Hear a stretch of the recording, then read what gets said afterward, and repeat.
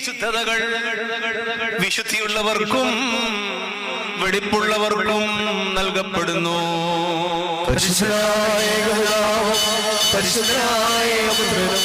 പരിശുദ്ധനായ ദ്രോഹായുമല്ലാതെ പരിശുദ്ധനില്ല.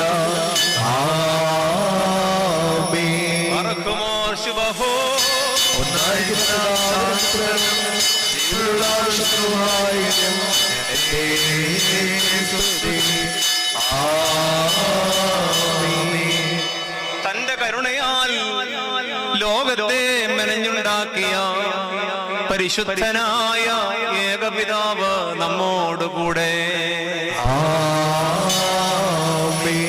തന്റെ തിരുമേനിയുടെ അമൂല്യങ്ങളായ പങ്കപ്പാടുകൾ മൂലം ലോകത്തെ രക്ഷിച്ച പരിശുദ്ധനായ ഏകപുത്രൻ നമ്മോട്